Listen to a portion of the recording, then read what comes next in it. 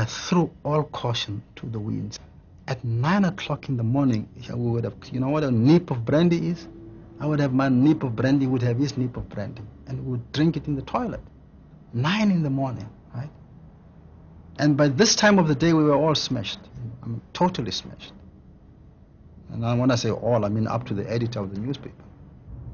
Well, Casey was not a journalist in the true sense of reporting things. You know, if you send Casey as a news editor, I learned not to do it unto, say, a boxing tournament. You know, say, you know, this boxing match, go and report on it. Who won the fight would be the last thing he had in mind when he wrote his story. He was a writer. He was a professional as good as any professional in the world, and that's what we all thought. And for him, it's an amazing situation of, you know, isn't this crazy that two people should be knocking the hell out of each other? As a young guy, he used to write pieces about very funny pieces. He was one of the funniest writers. Got a thing called On the Beat, and you know, and stuff about, you know, about the shebeens and so forth.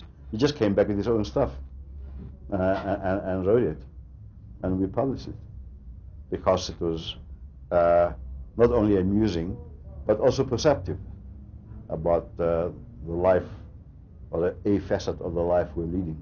Casey was a very tiny, handsome young man. He really was handsome and quiet,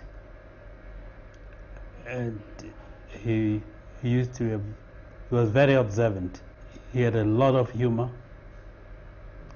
but in a way he was, when angry, he was really short-tempered, and he used to be so tough that one would think he would, you know, put up a great fight. I remember at one stage in the car when we had been traveling with one of the drivers, John Daukubong. Now Casey lost his temper and took a cigarette butt and nipped on his neck. And this guy jumped out. He said, "I'll kill you, Casey." And Casey didn't seem to care. I mean, he would have literally killed him. Casey only spoke to people he found interesting, amusing. You know, if he thought you were boring, he'd say so, which is why he got into a lot of scrapes with, little as he was, you know, guys looming over him saying, "How the hell can you talk to me like that?" But he was an awful snob. He was an awful social snob. I mean, he wouldn't mix with people at parties. He would just talk to one guy, and everybody would want to speak to Casey, and he wouldn't speak to them the whole night. Because I think he was just full of bullshit, quite frankly. He was very clever with words, and can insult people. Think 5 minutes later, my God, that guy was being nasty. You know, the moment was gone. He would keep quiet in the shebeens and just maybe communicate with him, but whilst he's doing that, he's observing what is happening. And he won't even write, but he'll go back and do his column. Casey, being the tiny guy he was, we had to either drag him out of the room or cool down the other guy, say, "No, look, you know, this is just a silly boy, you know, don't take him seriously. He doesn't mean he's drunk, you know, ignore him." But when you read what he wrote, you wouldn't believe it. Because he was such a communicator of the township scene. It was just unbelievable. I mean, he had such an ability to take all the words people used to use in the language, you know, the slang, the totsital and everything, and do it in such a wonderful way. And also in some ways, some sad ways too, you know, because all these clownish writers are also quite sad in their way.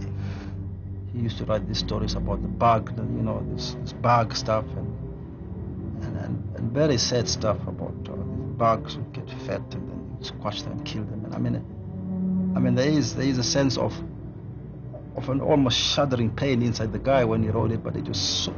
The beauty is it was so funny, you know, so funny. And I guess that's a wonderful thing about great humor. It can be very sad too. For me, one of his most interesting stories is the one is a conversation between two bugs. Two bugs were sitting and chatting in the nook of a wall in the house of discussion. One bug yawned and confessed that it was feeling sleepy, but it dared not sleep. It always enjoyed listening.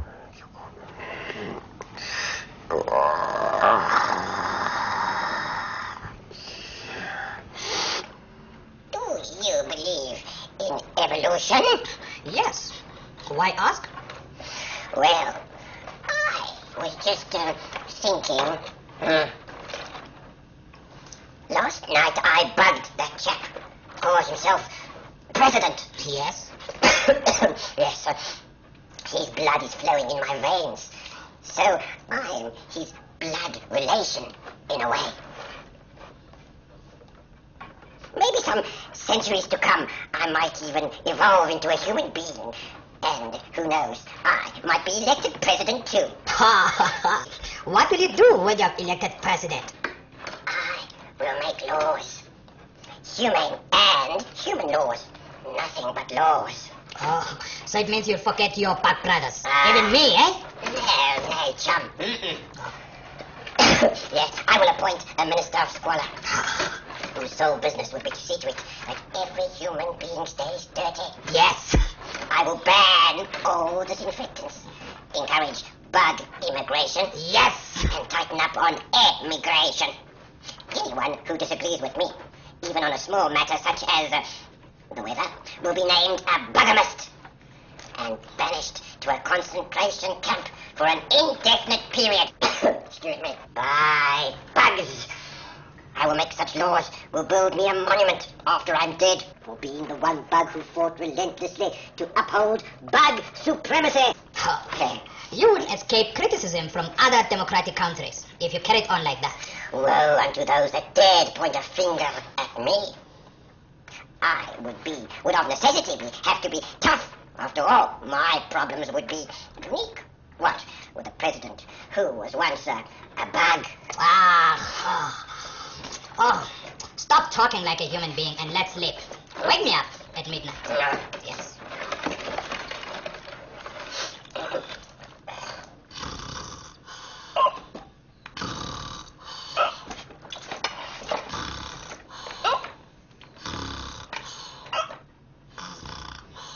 Casey brought in this element of satirical humor into it because we were all free, even reflecting the serious side of black life, not to write in the formalistic, journalistic style that was used by everybody else. You know, we each wrote as we felt about it. They wrote with a kind of contempt at their situation, I guess is the word. We were inventing a new style of journalism, not because we deliberately set out to do so, but because we didn't know any better. When Sophiaton was moved in 1950-something, 55 or so, and people were moved to Soweto, the whole literary and socio-political essence of black life kind of changed. It became kind of very, very, very harsh, very hard, and very angry. It became very kind of activist, and it didn't have that free-flowing exuberance, almost intoxication of the writing that these guys had, you know, in drum. Casey went to Soweto, and bit by bit, the situation became totally unbearable for him. The life, that magic from the past was out. It was very sad because he was also unable to keep his job. Later years he was drinking even more, sort of degenerating. We didn't know what to do to help him out. But the writing, I think, was the most important thing. And I mean, the life itself is something that, I mean, today I'm such a proper man. I feel like shuddering when I think of the things we used to do. You know, whatever, if he described a funeral, you'd end up laughing. He said, Didn't nobody say let him holler? if he was going to be a writer, he was going to live as a writer and die as a writer. Midnight! Ow! Seem to You scared me. a little bit longer. You scared me, you stupid bug.